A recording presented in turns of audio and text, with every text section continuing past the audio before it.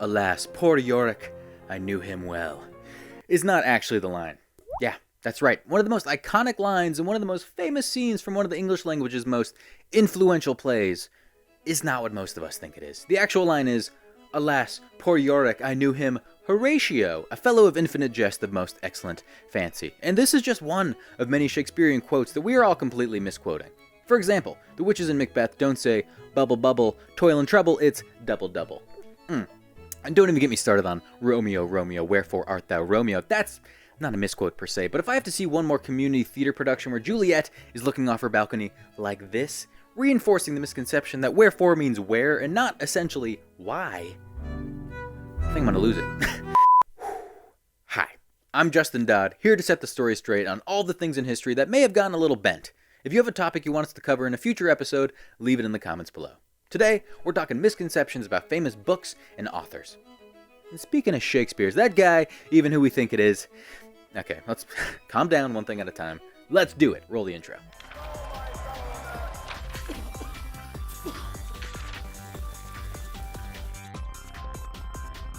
Frankenstein was created by an evil doctor and his assistant, Igor. For being one of the most famous horror stories of all time, there are a ton of misconceptions about Mary Shelley's Frankenstein. The most glaring one is, of course, that Frankenstein is not the name of the monster, but rather of his creator, Dr. Victor Frankenstein. That's an easy one, but already we've run into another misconception. Dr. Victor Frankenstein is not a doctor. Nowhere in the book does it ever say that he's a doctor of anything. In fact, in Mary Shelley's original novel, he's a student. This misconception is due in part to the many iterations that came later, where Victor Frankenstein is portrayed as being Dr. Frankenstein, including my personal favorite interpretation, Young Frankenstein. So, the monster is just the monster, and Frankenstein is just Mr. Frankenstein. No MD, got it. Luckily, we're all on the same page about our favorite hunchbacked lab assistant, Igor, right? Well, I have some bad news, unfortunately. Igor is not an original character in the story of Frankenstein. Victor Frankenstein did have an assistant in a theatrical adaptation of the novel that premiered in 1823, but his name was Fritz. The character appeared again in the original 1931 film adaptation, which may be why so many people identify him with the Frankenstein story, but again, his name wasn't Igor. So where did that name come from? Well, in the sequels to that original film, there was an Igor spelled with a Y, incidentally, but he was neither a hunchback nor a lab assistant. He was an insane blacksmith who survived an attempted hanging. Don't ask. In the novel, there was no assistant at all. No Igor, no Fritz, no creepy blacksmith. The elusive Igor, although mostly and incorrectly associated with Frankenstein, is now considered to be a stock henchman character for the Gothic villain archetype in general. He's even been depicted as being Dracula's assistant in some iterations of that story. Of course, the real monster of Mary Shelley's Frankenstein is the society that villainized him. Thank you. Thank you. I am very smart. Jane Austen was completely anonymous. It's one of the first things discussed when talking about Jane Austen's legacy. Her name never appeared on her books during her lifetime. And this is true. Her first published novel, Sense and Sensibility, was credited simply by a lady. After its success, Austen's subsequent novels were credited to the author of Sense and Sensibility, and eventually became by the author of Sense and Sensibility and Pride and Prejudice. This was due to a couple of factors, but the main being what you might expect: 19th century sexism. It wasn't considered proper for women to put a career such as writing above domestic duties like motherhood. And beyond the social pressures, male relatives generally had to represent women in legal matters. So, as a result, female authors often chose to publish anonymously. But most people don't know that it was actually very common for books to be published without a credited author at the time, regardless of gender. James Raven, a professor of modern history at the University of Essex, in his research into anonymity in the 18th century, found that between 1750 and 1790, around 80% of novels were published anonymously. And even without her name ever appearing on any of her novels, apparently the secret of Austen's identity wasn't very well kept. In the book Jane Austen, Her Life and Letters, which details the life of the author as told by her family members, it's revealed that among the aristocracy, it was fairly well known who the real author of Pride and Prejudice was. The Prince Regent of England even invited Austen specifically to his library to hang out, I guess, novella and chill, maybe. Her anonymity goes hand in hand with the pervasive notion that Austen was a shy, simple woman, but this may be more of a posthumous fabrication than it is an accurate representation of Austen's life. In Valerie Grosvenor-Meyer's biography, it stated that after Austen's death in 1817, her family was quick to gentrify her, to portray her as cozy and sweet, ignoring the vinegary vein which fascinates us. They censored her letters and doctored her image. She was tougher, more irritable, and more sardonic than they like to acknowledge. Historians believe that William Shakespeare was not the actual Shakespeare. It's a pretty interesting conspiracy theory. The author and poet behind some of the greatest written works of all time is not who we think it is. Bill Shakespeare was just the ghostwriter for some anonymous other writer. Potentially royalty, potentially a woman, but definitely not a simple actor from Stratford-upon-Avon. While there are definitely a handful of people who believe these stories, it's a misconception that Shakespeare's identity is at the center of some great historical debate. The vast majority of theater historians and Shakespearean experts consider this theory far-fetched and hardly credible, myself included. I'm not an expert per se, but I do have an undergraduate degree in theater, so do with that what you will. There is no concrete proof that anyone other than William Shakespeare wrote Shakespeare's plays. He did occasionally work with collaborators, but there's no convincing evidence that there is some mysterious other figure masquerading as William Shakespeare.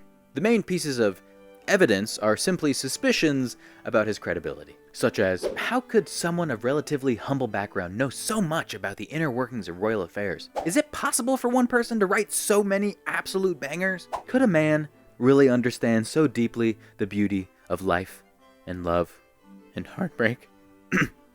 The lack of hard evidence hasn't stopped the anti-Stratfordian theory from making its way into popular culture. The Oxfordian theory posits that the true Shakespeare is Edward de Vere, 17th Earl of Oxford.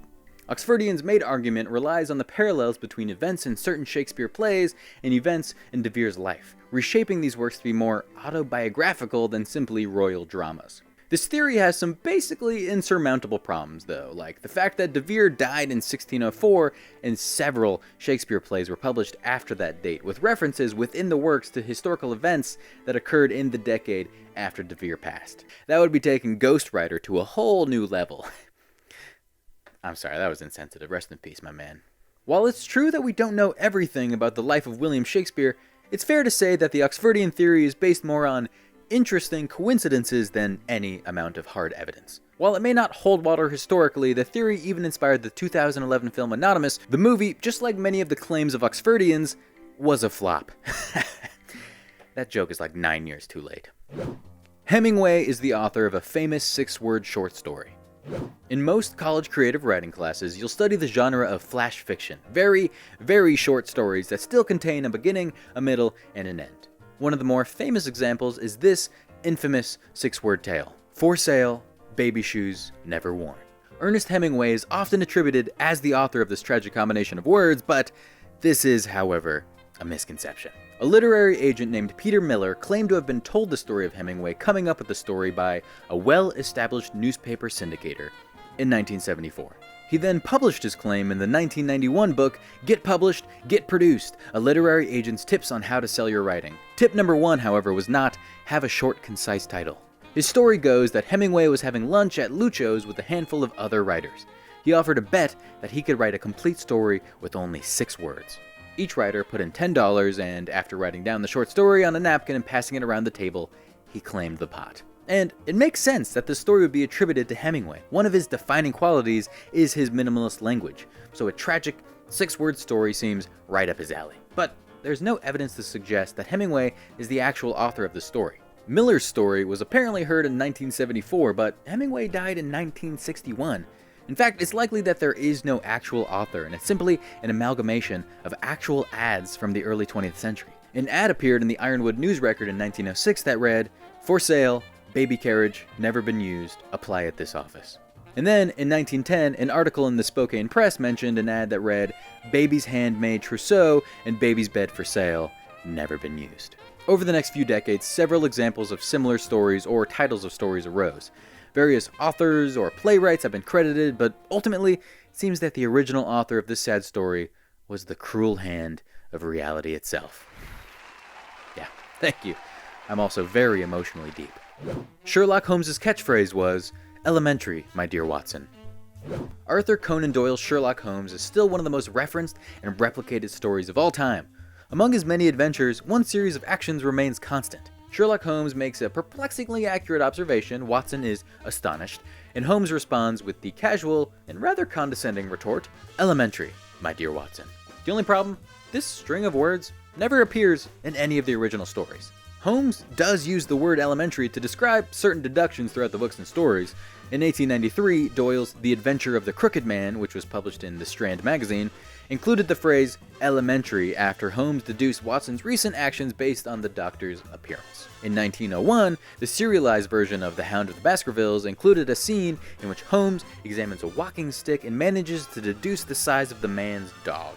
Interesting, though elementary, said he. He also, on multiple accounts, does use the phrase "my dear Watson," sometimes even within the same scene that he uses the term elementary. See 1893's The Crooked Man again, for instance. But never, not once, do the words appear together.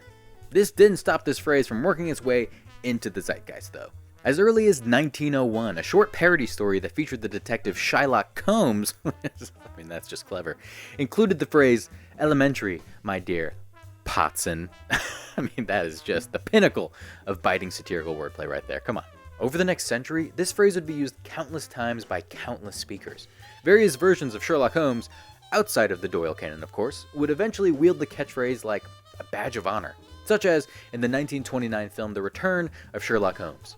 That doesn't change the fact that it's a modern fabrication. I guess not all famous quotes can be legit. At least, we'll always have "Luke, I am your father." What? Why are you shaking your head? What does this mean? Thanks for watching our recently rebooted Misconceptions. We are so stoked to be back, bringing you the truth about all of your favorite lies. Don't forget to leave your suggestion for our next episode's topic in the comments below. And remember, don't believe everything you read. Well, unless it cites primary sources and is written by a credible journal, and then it's probably fine. Unless